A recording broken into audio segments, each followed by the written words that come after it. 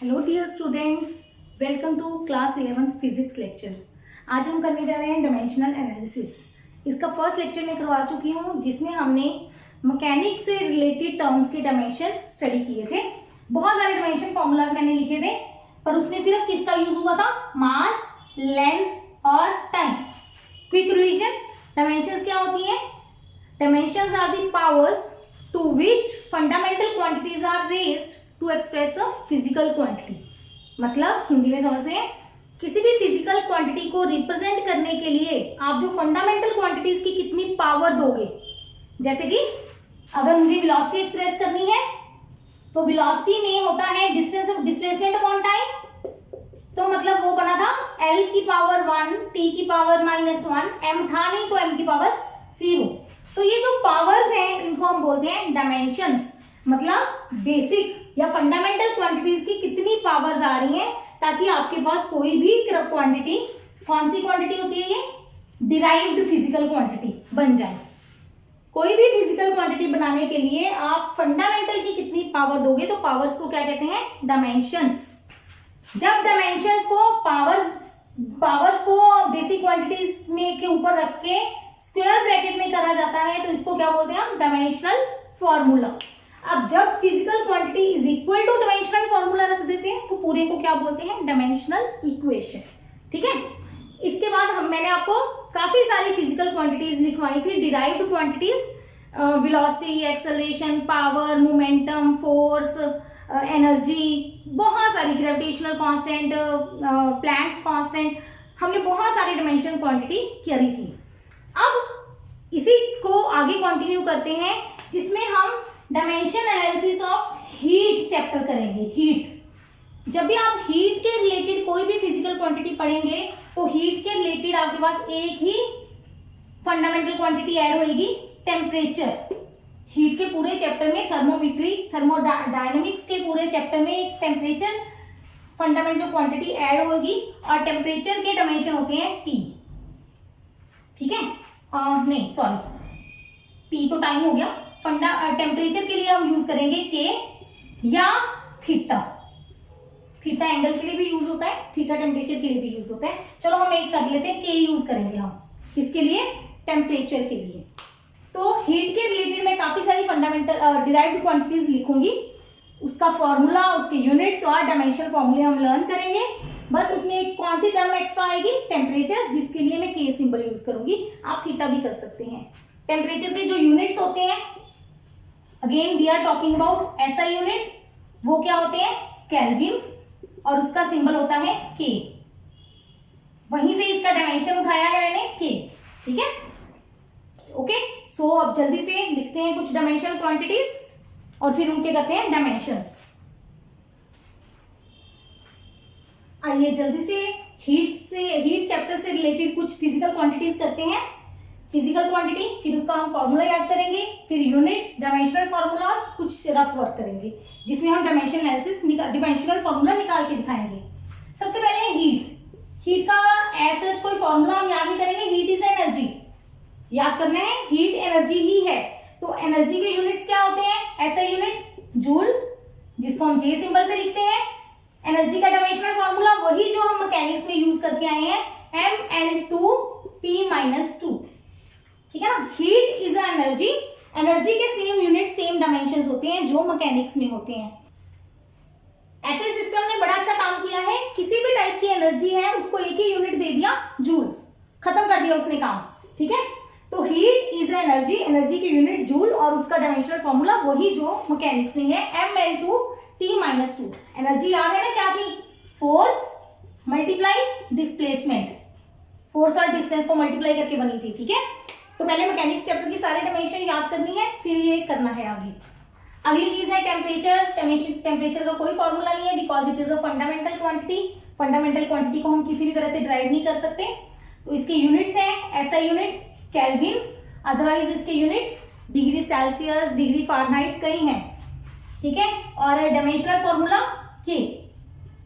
पहले बता रही हूँ, कई बुक्स में थीटा भी लिखा होता है, इसको आप थीटा से भी कर सकते हो, डिपेंडिंग अपॉन, अगर आपको न्यूमेरिकल आया है उसमें थीटा की ऑप्शन है तो थीटा देख लेना, अदरवाइज K की ऑप्शन होगी। ठीक है। स्पेसिफिक हीट, अब स्पेसिफिक हीट होती क्या है? इसका फॉर्मूला है heat per unit mass delta T. Delta T is rise in temperature. वैसे हम डिटेल में पढ़ेंगे थर्मोडायनेमिक्स चैप्टर में, बट फिर भी फिलहाल ये है क्या, मतलब आपने यूनिट मास लिया, यूनिट मतलब वन वैल्यू हो जिसकी, 1 kg ले लो. 1 kg एसआई में 1 kg पानी लिया, उसको गर्म किया, गर्म करके उसका टेम्परेचर डेल्टा, डेल्टा याद है ना, राइज, चेंज. गर्म करेंगे तो पानी का टेम्परेचर बढ़ेगा. कितना टेम्परेचर बढ़ना चाहिए, मान लो पहले 20 डिग्री सेल्सियस है, 21 डिग्री सेल्सियस हो जाए, या हमारे पास 200 केल्विन है, 201 केल्विन हो जाए. एक यूनिट टेम्परेचर बढ़े तो कितनी हीट चाहिए, अमाउंट ऑफ हीट रिक्वायर्ड. तो इस फॉर्मूले के अकॉर्डिंग ये क्या होती है हमारी स्पेसिफिक हीट, जिसका सिंबल है स्मॉल सी. यूनिट्स की बात करें तो क्या आएगी, जूल पर किलोग्राम पर केल्विन. माइनस नहीं है, ये डैश डाला है दोनों यूनिट्स को अलग अलग करने के लिए, ठीक है. या इसको ऐसे लिख लेंगे हम, जूल पर किलोग्राम पर केल्विन, ठीक है. और डायमेंशंस बनाते हैं इसके, जल्दी से रफ में करके दिखा रही हूँ. Ml2T-2 एनर्जी हो गई, divided by mass divided by kelvin. क्या बना, m के साथ m कट गया, m की पावर 0, l की पावर 2, t की पावर -2, k की पावर -1. ठीक है, ये हो गया हमारा specific heat. Next is latent heat. Latent heat होती है heat divided by mass, heat required for unit mass. ठीक है, तो ये क्या होगा, जूल पर किलोग्राम. डायमेंशंस क्या आ जाएंगे, Ml2T-2 divided by m cut गया, L2T-2. M0 लिखना है लिखो, नहीं लिखना कोई बात नहीं. Next is gas constant. Gas constant हमारा होता है PV is equal to nRT. PV is equal to nRT. ये होती है आइडियल गैस इक्वेशन. गैस में pressure, volume, number of moles, T temperature. तो R क्या होता है, गैस कांस्टेंट. तो R का फॉर्मूला क्या बना, यहां पे लिखते हैं फॉर्मूला PV बाय NT. ठीक है, प्रेशर इंटू वॉल्यूम. अब मैं पहले प्रेशर इंटू वॉल्यूम सॉल्व करके दिखा दूं आपको. प्रेशर क्या था, pressure force upon area into volume. Force हो गई न्यूटन पर मीटर स्क्वायर, वॉल्यूम हो गया मीटर क्यूब. तो मीटर स्क्वायर और मीटर क्यूब कट गया, तो इसका मतलब ये क्या बना, न्यूटन इंटू मीटर. न्यूटन हो गई फोर्स, मीटर हो गया डिस्टेंस. फोर्स इंटू डिस्टेंस क्या होता है हमारे पास, एनर्जी. तो इसका मतलब गैस कांस्टेंट, सॉरी पीवी हमारे पास क्या है, एनर्जी. ठीक है ना, पीवी हमारे पास एनर्जी है. तो ये बना energy divided by number of moles divided by temperature. Units क्या बने, जूल पर मोल, नंबर ऑफ मोल्स के यूनिट MOL. ये भी एक क्वांटिटी ऑफ मैटर है, फंडामेंटल क्वांटिटी है, डिवाइडेड बाय टेम्परेचर केल्विन. ठीक है, अब आते हैं इसके डायमेंशंस पे. डायमेंशंस लिख रही हूं मैं यहीं पे, एक बार सॉल्व करके दिखाती हूँ. एनर्जी हो गया Ml2T-2 divided by mole kelvin. ठीक है, तो बना Ml2T-2 मोल -1 K-1. वैसे number of moles, sorry moles हैं जो हमारे, नंबर है, एक गिनती है सिर्फ. ठीक है, नंबर के कोई डायमेंशन नहीं होते, तो K-1. ये हो गए हमारे गैस कांस्टेंट के डायमेंशंस. ठीक है, नेक्स्ट इज थर्मल कैपेसिटी. ये होती है heat per unit temperature, heat per unit rising temperature. तो जूल पर केल्विन. डायमेंशंस बन जाएंगे, एनर्जी के तो सेम ही रहेंगे, Ml2T-2, K-1 ऊपर आ जाएगा. ओके, ठीक है ना. तो इस तरीके से हमने सारी टर्म्स के डायमेंशन फॉर्मूले लर्न करने हैं. क्विक इसको नोट कर लो. मूव करते हैं नेक्स्ट पे. हीट से रिलेटेड बस हम ये 5 टर्म्स और करेंगे. ठीक है, तो 7th इज स्टीफन्स कांस्टेंट.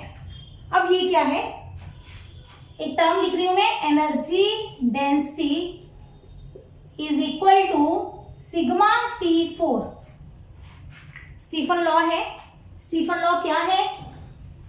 सन से जो रेडिएशन आ रही हैं, सन से हमारे पास लाइट आ रही है, ठीक है, तो एनर्जी डेंसिटी होती है energy per unit area per unit time. किसी जगह पे, किसी एरिया पे हम देख रहे हैं कितनी एनर्जी फॉल कर रही है, energy per unit area per unit time, energy density किस पे डिपेंड करती है? टेम्परेचर की पावर 4 पे।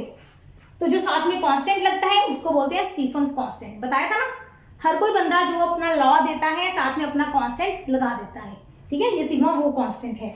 तो अब जल्दी से सिग्मा की वैल्यू निकालते हैं। तो क्या बना? फॉर्मूला लिखती हूँ यहाँ पे, energy density divided by temperature power 4, ठीक है। अब यूनिट्स देख लेते हैं, energy density divided by T4, energy density क्या होगी? Energy joule per metre square divided by time second, energy density हो गई। देखिए मैं यहाँ पे लिख रही हूँ जूल मीटर -2 एनर्जी डेंसिटी के सेकेंड -1, नीचे है T की पावर 4 तो K की पावर -4, ये बन गए इसके यूनिट्स, ठीक है। एक और चीज देखते हैं, पावर होती है जूल पर second, energy per unit time, यही होते हैं ना पावर के यूनिट होते हैं वॉट, एनर्जी के जूल पर सेकेंड। तो जूल पर सेकेंड को हम क्या लिख सकते हैं? वॉट पर मीटर स्क्वायर पर केल्विन 4, ठीक है। इस टेम्परेचर में ना एक आध क्वेश्चन में इसकी जरूरत पड़ेगी इस चैप्टर में, इसलिए ये पहले करवा रही हूँ डायमेंशंस इनके, ठीक है। अदरवाइज तो हम छोड़ भी सकते थे इसको। मेरे को ये है कि जब हम डायमेंशन याद कर रहे हैं, पहले मैकेनिक्स की कर लो अच्छे से, पहले मैं मैकेनिक्स के क्वेश्चन करवाऊंगी, उसके बाद जो बच जाएंगे फिर हम कुछ क्वेश्चन हीट के करेंगे, कुछ इलेक्ट्रिसिटी के। तो एक बार डायमेंशन का चैप्टर पहले डायमेंशन सबके लर्न कर लें, ठीक है।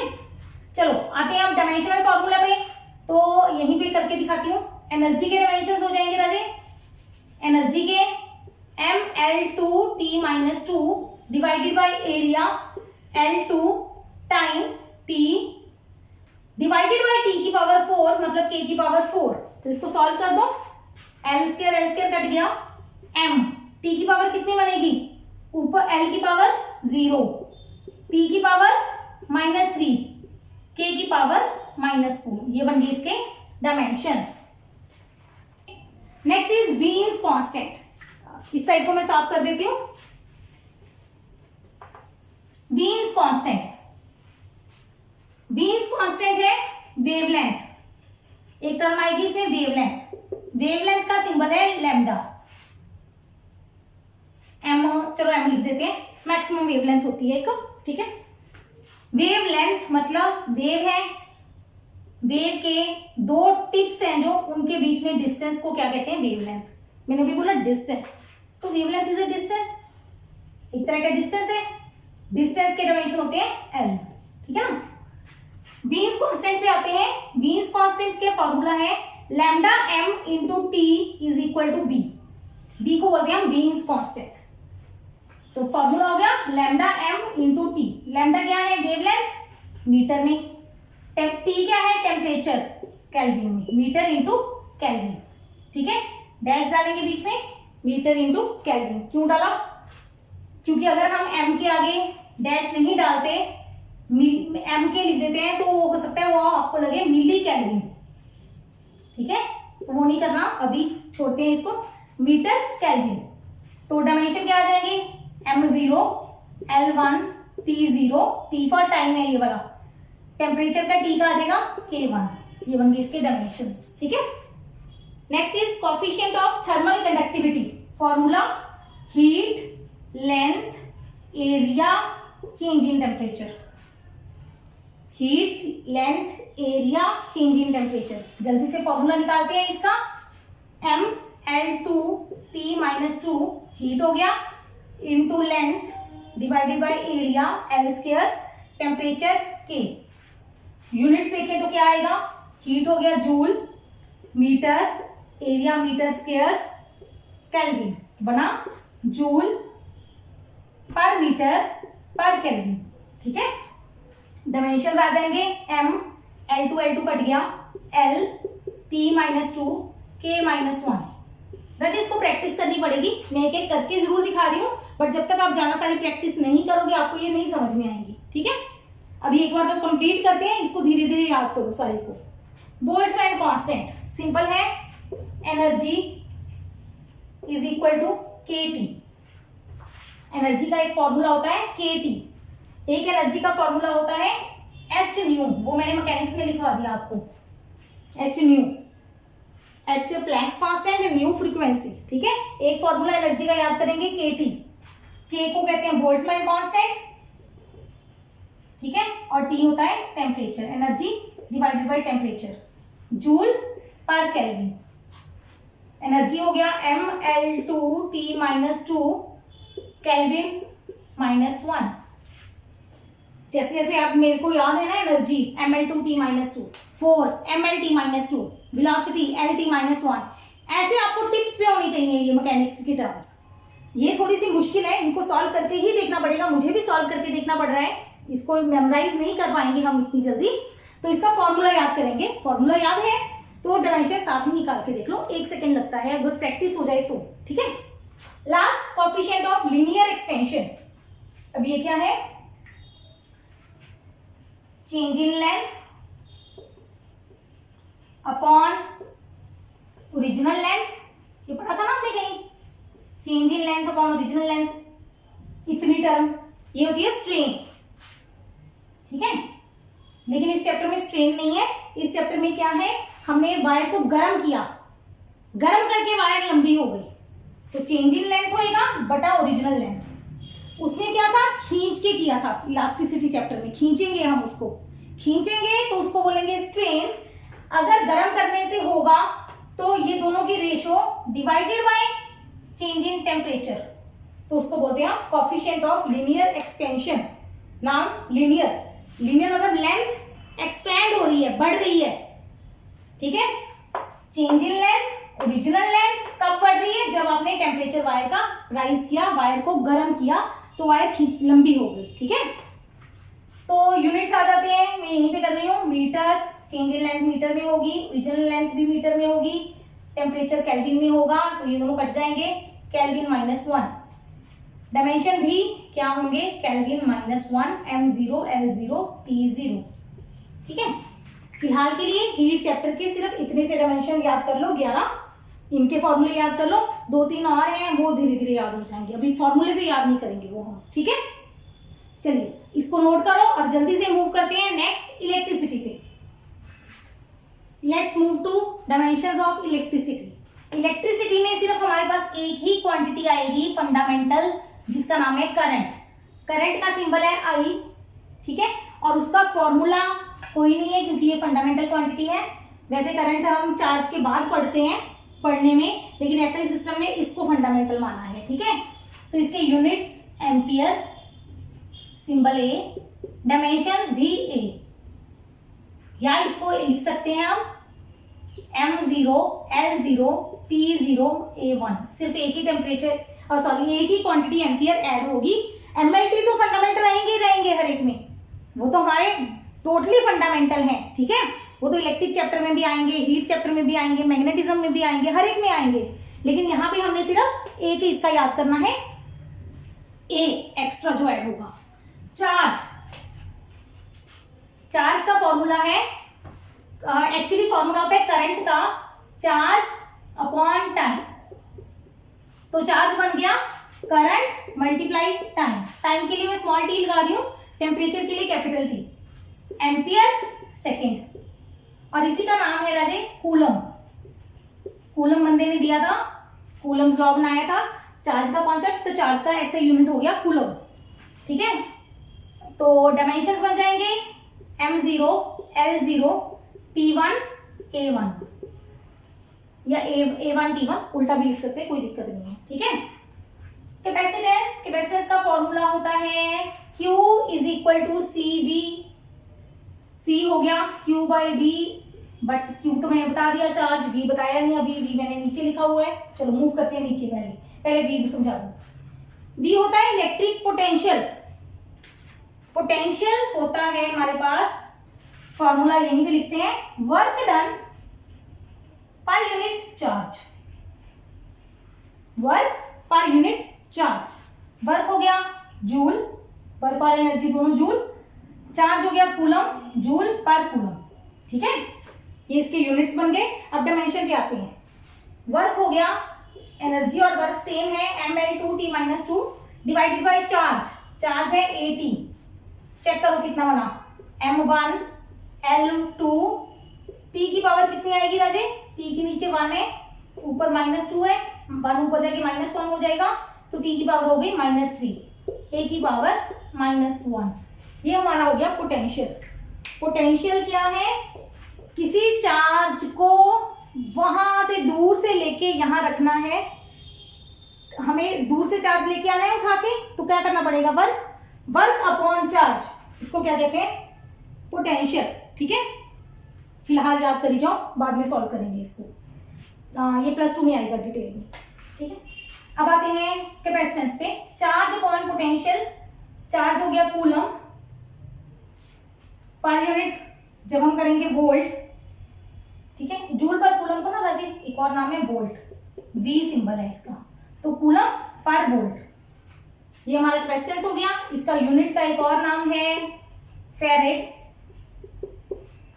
लिखवा रही हूँ, टेबल बना लो, छोड़ दो इसको, यूनिट्स की हमें जरूरत नहीं पड़ेगी इस चैप्टर में, +2 में जरूरत पड़ेगी, एक बार लिख लो। लेकिन इस चैप्टर में सिर्फ हमें डायमेंशन याद करने हैं, तो फॉर्मूला याद करना है Q/V, V के डायमेंशन ये रहे, ठीक है, Q/V, Q हो गया हमारे पास 80, V हो गया ml2t-3 a-1, चेक करो राजी क्या बनेगा, m की पावर -1, l की पावर टोटल -2, t की पावर देखो कितनी बन जाएगी, ऊपर 1 है, नीचे -3 है, नीचे वाला माइनस जब ऊपर जाएगा +3 हो जाएगा, तो 1 + 3 कितना हो गया 4, a की पावर ऊपर 1 है, नीचे -1 है, -1 ऊपर जाके +1 हो जाएगा, a की पावर 2। आता होगा ना इतना मैथ, नहीं आता तो प्रैक्टिस करो पहले उसकी। ओके, इलेक्ट्रिक फील्ड, फील्ड होता है फोर्स अपॉन चार्ज, फोर्स होगी हमारी न्यूटन पर कूलम। ठीक है, तो फोर्स के डायमेंशन हो गए, यहाँ पे करके दिखा देती हूँ, mlt-2 divided by charge, charge हो गया 80, बन गया m1 l1 t-3 a-1। ये डायमेंशन किसी को नहीं याद होते जनरली। ठीक है, फॉर्मूला याद करो और डायमेंशन निकालो। लास्ट में एक और लिखा हुआ है इलेक्ट्रिक एनर्जी, राजी वो एनर्जी ही है, एनर्जी हमेशा ही फोर्स इनटू डिस्प्लेसमेंट होती है, यूनिट्स इसके जूल ही होंगे, और डायमेंशन ml2t-2। एनर्जी किसी भी टाइप की हो, हर एनर्जी के डायमेंशन ml2t-2 ही होंगे, यूनिट्स हर एक एनर्जी के जूल ही होंगे, SI यूनिट्स। ठीक है, तो जल्दी से नोट करो, 6 डायमेंशन हो गए।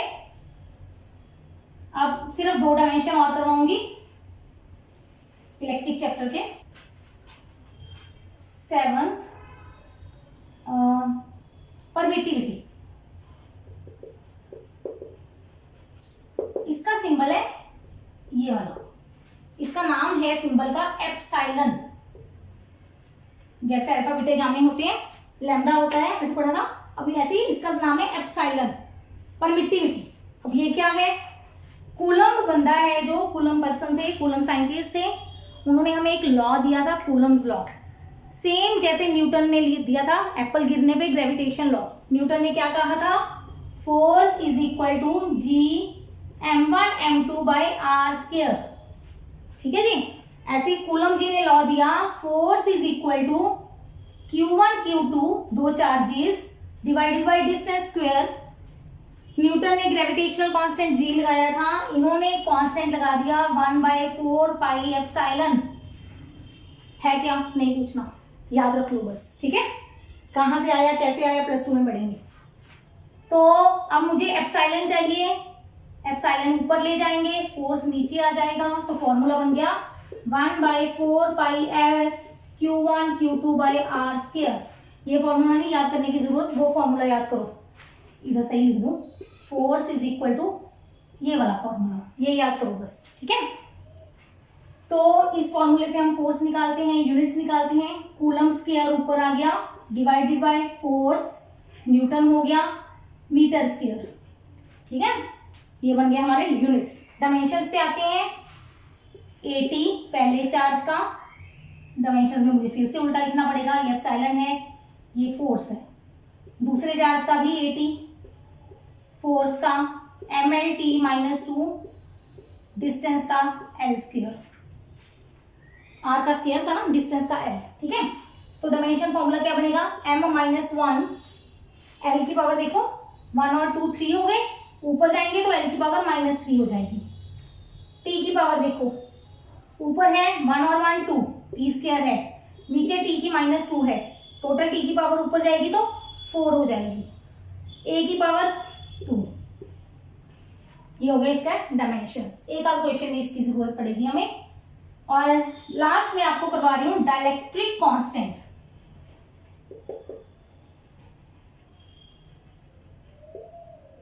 और इसका दूसरा नाम है रिलेटिव परमिटिविटी। यही परमिटिविटी है, इसको एब्सोल्यूट परमिटिविटी भी कहते हैं। अकेली परमिटिविटी लिख लो या एब्सोल्यूट एक ही मतलब है। रिलेटिव परमिटिविटी, जब रिलेटिव परमिटिविटी कहते हो तो इसको एप्सिलॉन आर कह देते हो, जब डाइलेक्ट्रिक कांस्टेंट कहते हैं तो इसको के कहते हैं। के बहुत जगह पे आएगा, थर्मल कंडक्टिविटी भी के होती है, केल्विन भी के होता है, टेम्परेचर का यूनिट डाइलेक्ट्रिक कांस्टेंट भी के होता है, ठीक है। ये क्या होता है, epsilon by epsilon not. Epsilon मतलब होता है परमिटिविटी ऑफ मीडियम, किसी मीडियम की परमिटिविटी। एप्सिलॉन नॉट होता है परमिटिविटी ऑफ वैक्यूम। वैक्यूम मतलब होता है बिल्कुल खाली जगह, बिल्कुल जहां पे हवा भी नहीं है, वैक्यूम। मीडियम और वैक्यूम की परमिटिविटी को डिवाइड कर दो तो क्या बनती है आपके पास, डाइलेक्ट्रिक कांस्टेंट या रिलेटिव परमिटिविटी। अब परमिटिविटी के यूनिट इतने बड़े थे, ऊपर भी परमिटिविटी नीचे भी परमिटिविटी, दोनों यूनिट कट गए। यूनिट लेस मतलब वो चीज जिसके यूनिट नहीं है, तो इसका डायमेंशनल फॉर्मूला भी नहीं आएगा। Dimension less, m0 l0 t0 a0 सब कुछ जीरो आ जाएगा पावर्स, ठीक है। डायमेंशन लेस क्वांटिटी है ये हमारी परमिटिविटी, रिलेटिव परमिटिविटी। परमिटिविटी के तो है, रिलेटिव के कोई डायमेंशन नहीं है, क्योंकि वो दो चीजों की रेशियो है, दोनों चीजें सेम है, आपस में कट जाएंगी तो कोई भी डायमेंशन नहीं बचेगा, सबकी पावर क्या आ जाएगी, जीरो। अंडरस्टैंड। यहाँ पे इसके बाद आते हैं मैग्नेटिज्म की कुछ डायमेंशंस, लेकिन वो क्वेश्चंस बहुत कम मिलेंगे आपको। फिर भी अगर कोई मिलेंगे सिर्फ तब फॉर्मूला याद करवाऊंगी अगर कोई क्वेश्चन हमारे पास आया। नॉर्मली यहाँ तक क्वेश्चंस कम ही पूछे जाते हैं। हाँ, लेकिन जब हम जेईई नीट की तैयारी करेंगे प्रॉपर, उसमें हम ये क्वेश्चन करेंगे, लेकिन वो इसके क्वेश्चंस आप कब करोगे, +2 करने के बाद, +2 का सिलेबस कवर अप होने के बाद, ठीक है। क्योंकि तब फाइनल एग्जाम तो तभी होगा ना, +2 का सिलेबस तब कवर हो चुका होगा। +2 कवर हो चुका तो ये फॉर्मूला आपको सारे लर्न हो चुके होंगे, तब आपको मुश्किल नहीं लगेंगे डायमेंशन निकालने। अभी के लिए मुश्किल लगेंगे तो मैं वो छोड़ रही हूँ। अभी इसके थोड़े से टफ है, ठीक है, इलेक्ट्रिसिटी के ही, तो उसके थोड़े से और ज़्यादा टफ लगेंगे, क्योंकि ना तो आपको ये टर्म समझ आती हैं, जो भी वोल्ट पोटेंशियल तो फिर भी समझ आता है, आपने इलेक्ट्रिसिटी काफ़ी पढ़ी हुई है। मैग्नेटिज्म की बिल्कुल नहीं पढ़ी हुई, इंडक्शन, फ्लक्स, काफ़ी टर्म्स हैं जो नहीं पढ़ी हुई, तो उसको छोड़ रही। अब जल्दी से कुछ प्रीफिक्सेस करते हैं। प्रीफिक्सेस होते क्या हैं, इसका कोई क्वेश्चन ऐसे पेपर में नहीं आता कि प्रीफिक्स क्या होते हैं, सिर्फ हम यूज करेंगे हर एक टाइप के न्यूमेरिकल्स में। जैसे हम बोलते हैं किलोमीटर, ऐसा यूनिट क्या है हमारा, डिस्टेंस का मीटर। लेकिन जब दो लंबा डिस्टेंस, दो पॉइंट्स के बीच में, दो शहरों के बीच में डिस्टेंस निकालना हो, ठीक है, तो हम कौन सा यूनिट यूज करते हैं, किलोमीटर, है ना। तो किलो जो मीटर के आगे लगा है, आगे लगने वाली चीज को हम क्या कहते हैं, प्रीफिक्स, जो पहले लग गया यूनिट से पहले। जैसे हम बोलते हैं सेंटीमीटर, है ना, सेंटी क्या हो गया, प्रीफिक्स। तो ये प्रीफिक्सेस पढ़े होंगे आपने जरूर, लेकिन कुछ प्रीफिक्सेस जो हम यूज करेंगे मैं उनको लिखवा रही हूं जल्दी। ये मैंने प्रीफिक्सेस को 2 पार्ट्स में डिवाइड कर दिया है। फर्स्ट पार्ट है जो मेरा वो यूनिट्स को लार्ज करेगा, बड़ा करेगा, और दूसरा पार्ट है छोटा करेगा। ठीक है, इनको सीक्वेंस वाइज चलते हैं। ये जो इनकी वैल्यूज हैं 10 की पावर 1 उसको बोलते हैं डेका। मतलब किसी भी यूनिट के आगे अगर आप डेका लगा दो तो उसकी वैल्यू 10 की पावर 1 मतलब 10 गुना बढ़ जाएगी। मतलब जैसे मैं बोल दूं मीटर, 1 मीटर है इतना, मैंने उसके बोल दिया डेका मीटर, मतलब वो कितना हो जाएगा 10 मीटर। ठीक है, अगर डेसी बोल दें तो वो 10 की पावर -1 हो जाएगा, छोटा हो जाएगा, मतलब 1 मीटर के 10 हिस्से, तो बन जाएगा डेसीमीटर। तो मैंने बनाया है प्रीफिक्स का नाम, सिंबल और उसकी वैल्यू कितनी है 10 की पावर्स में। ये जितने भी प्रीफिक्सेस हैं वो 10 की पावर वाले कर रहे हैं हम। ठीक है, हेक्टो, हेक्टो मतलब 100 मतलब 10 की पावर 2। सेंटी मतलब 10 की पावर -2, ये तो पढ़ा ही हुआ है। सेंटीमीटर 10 की पावर -2 मीटर, नहीं या तो 1/100 सेंटीमीटर पढ़ा होगा। 100 को 1/100 को हम 10 की पावर -2 लिखेंगे। ठीक है ना, 10 की पावर 1/100 मीटर। ठीक है, किलो 1000 मीटर होता है 10 की पावर 3, मिली 10 की पावर -3। सोचो ये सीक्वेंस है 1 2 3 फिर 6 9 12 15 18, -1 -2 -3 -6 -9 -12 -15 -18, वही वाली वैल्यूज लिखी हैं जो कंपैरिजन में याद हो जाए। किलो पॉजिटिव वाला, मिली माइनस वाला, मेगा बड़े वाला कैपिटल M सिंबल है, माइक्रो छोटे वाला म्यू सिंबल है इसका, म्यू, इसको म्यू कहते हैं, 10 की पावर -6। गीगा,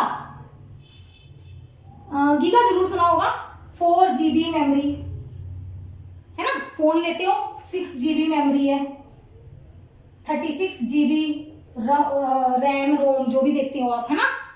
मेमोरीज है, मेमोरी कितनी है, मेमोरी कार्ड कितनी है, MB का है, GB का है, MB करते हैं ना हम, MB कितने MB की वीडियो आ गई, एक KB भी करते हो, KB की वीडियो आ गई, है ना।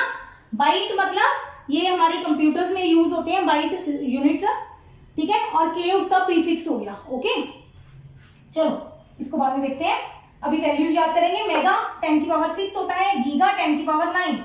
आजकल लैपटॉप्स आ रहे हैं जो उनकी मेमोरीज आ रही है टेराबाइट में आ रही है, कैपिटल T 10 की पावर 12। वही छोटे में चले जाओ तो उसको बोलते हैं pico, pico second, pico farad आएगा, ये यूनिट्स आगे। ठीक है, पीटा कैपिटल P क्या है 10 की पावर 15, इधर 10 की पावर -15 का नाम है फेम्टो। एक्सा 10 की पावर 18 कैपिटल E, एटो 10 की पावर -18। वैसे इसका तो यूज बहुत कम होता है 18 का, पर फिर भी याद कर लेते हैं एक बार मैक्सिमम जो प्रीफिक्सेस डिफाइंड है फिजिक्स में यूज करने के लिए। इसके साथ ही आज की क्लास खत्म करते हैं।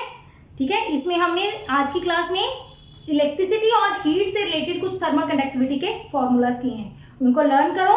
लर्न नहीं होते तो क्वेश्चन में यूज करते वक्त मतलब ध्यान रखना कि आपका टेबल बना हो, वहां से आप वैल्यूज एक बार देख सको, धीरे धीरे आपको याद हो जाएंगे। ठीक है, तो keep watching, keep learning, take care, good bye.